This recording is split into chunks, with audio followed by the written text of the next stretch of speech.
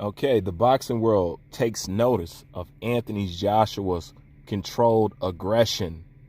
Let's talk about it. Okay, the boxing world has taken note of Anthony Joshua's controlled aggression, with seems to be his new style that he's adapting while he's on his quest to achieving undisputed. Now, a lot of people have mixed feelings about the performance, but nonetheless, everybody pretty much says that performance was good. I think people get trapped in wanting to see a certain thing from a certain individual. I think when it comes to big guys, people just want a knockout. They don't necessarily want to see big guys do chess matches and stuff like that. But then again, it depends on what kind of boxing fan that you are. But I made sure that I spoke on, Anthony Joshua's wrinkles that he brought to that boxing match. These are things that was much needed. And it's funny, the thing about boxing styles and boxing fans, because, when he was probably more of the bruiser, Anthony Joshua, a lot of people were talking about him developing, his skill more and working behind the jab and being better with his hands, because that's where Fury will pick him apart. Then when he turns around and he boxes like that, a lot of people want him to go back to the bruiser, aggressive, step to him kind of style. And just like Dylan White said, it seems like, he was flipping through two different styles. I think that, he's filling the process out. He's learning how to be a style bender, and that's what you need at the end of the day. But nonetheless, Puloff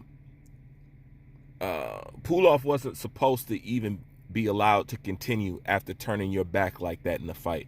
That is a cardinal sin in boxing, to turn your back like that. That's like saying no mas, when you turn your back like that. So truthfully, the fight should have been stopped way earlier, but it wasn't. And this is one of the things I want to say. Regardless of, what you feel about the performance from Anthony Joshua, like even me, I wanted a little bit more, but I still recognize that it was a dominant and it was a good performance and it was executed very well. You have to understand that Anthony Joshua is at the top, and a lot of people are going to criticize him, especially now that it seems that a lot of fans have turned on Anthony Joshua for Tyson Fury. So it's going to be more of that now than ever, But when you're at the top like that, they're going to analyze the shit out of you. And after you lost the way that Anthony Joshua lost, it was shocking to everybody, including me. You're watching everything very closely now.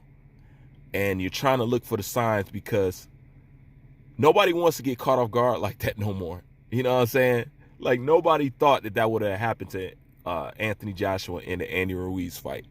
I don't think nobody wants to be caught off guard like that no more. So I think people antennas are up when it comes to Anthony Joshua, and we're just watching him closely.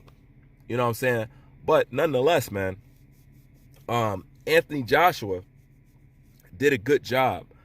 I think when people hear people analyze his performance, even me, even me, like, when I talked about Anthony Joshua's performance, I made it clear to everybody in the world what I recognized that he brought to the table that was new and that was good.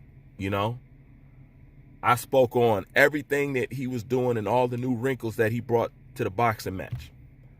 And then I spoke on what I felt I wanted to see in the boxing match. You boxing fans got to understand that, look at this as a PSA, okay? And remember, Bruce told you, these boxers are not your girlfriends, okay? You guys be getting upset like somebody slapped your girl's ass in public, okay? These are grown-ass men, okay? Most of them millionaires, okay? They're more than able to take care of themselves financially. They're more than able to take care of themselves physically, all right? So they don't need you guys out here acting like Kevin Costner trying to bodyguard every damn body, okay? Some people just have an opinion about something, and it does not mean that it's negative. You know, you guys got to relax on that shit, because I often find myself arguing with people that we're both a fan of. You know, like I was arguing with Canelo Super Saiyan fanboys when I was one of the biggest Canelo fans. You know what I'm saying? I'm arguing with Teofimo Lopez fans, but I'm one of Teofimo Lopez's biggest supporter. Just because I don't think like you, or I don't care to see what you care to see, it don't mean that somebody's attacked. That means I have an opinion. Do you not know, with every boxing match, the coach goes over what you did well, okay, and what you didn't do, and your missed opportunities, and what we need to work on the next time we're in camp? Do you not know that that is what goes on? Do you think Anthony Joshua walked away and said, yes, that was a flawless performance? No. Even he has stuff, yeah, I need to work on this, and I need to work on that.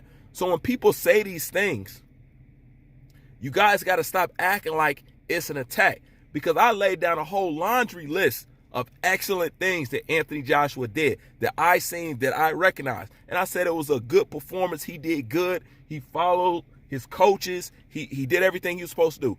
Still, people were coming at me like I was attacking Anthony Joshua. Y'all need to get off that fanboy shit. I think if you educate yourself more on boxing, the less sensitive your ass will be, because then you can recognize nobody attacking anybody. And what's more preposterous is this. Everybody knows I champion Anthony Joshua. Everybody knows that I support him tremendously. If I can't have something to say about him critical, then who the fuck can say something? Y'all need to chill out on that. But nonetheless, the reason why people may feel some way about the performance, because at the end of the day, this is how I look at it, and this is how I do all the other fighters. This is how I do it when I look at Errol Spence, when I look at Charlos, and when I look at Gervonta Tank Davis. At the end of the day, let's be real. Puloff is old. Okay? He's not in his prime. Okay? When Anthony Joshua fought Klitschko, Klitschko was old. He's not in his prime. Okay? When Jamal Charlo beat Shevchenko, Shevchenko was old. He's not in his prime. When he fought K9, old, not in his prime. When Terrence Crawford or Errol Spence fight Manny Pacquiao, he's old, not in his prime. So, I say that to say this. I expect more of the younger guy naturally, because this guy is old. And if you struggle with him or have problems with the old guy, the only thing that comes into my mind and any other rational boxing fan is, well, damn, how would you be if you caught him in his prime?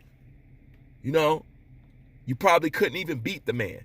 And what I'm saying is, these fighters are not, they don't grow up in a fighting era where the best is necessarily fighting the best, okay? The best young guy generally ends up fighting the best old guy. So truthfully, it's not equal, okay? If Errol Spence beat Kell Brook when he was 100% fresh, before Triple G, before all the damage, before the disenchantment, before his hunger left, that's beating Kell Brook. That's what beating Kell Brook is, okay? Not beating these guys when they're worn out, when they're disenchanted, and when they're just collecting checks. Yes, Errol beat Danny Garcia, but Danny ain't hungry. and Danny ain't been hungry in a minute. So if he fought a hungry Danny Garcia, I guarantee you would see a different outcome on that fight. Or at least he'll give you more looks than what he gave you in that fight. So, with that being said, some people and some boxing fans take note of that. Okay? Anthony Joshua is a young guy. Puloff is an old guy. Yes, people expect stoppages and aggressiveness and stuff like that. Of course, it's the heavyweight division. Okay? But nonetheless, man, Anthony Joshua did a good job. He ain't gonna do nothing but get better. You know, it's just that some people have their own opinion about certain things. It don't mean for you to strap on your cape and figure you want to fight YouTube crime when it comes to talking about a certain boxer, because not everybody is speaking with an ill tongue, you know? But I just want to speak on that right quick and let you know how I felt about it. Leave your thoughts in the comment section. Bruce Vane, I'm out.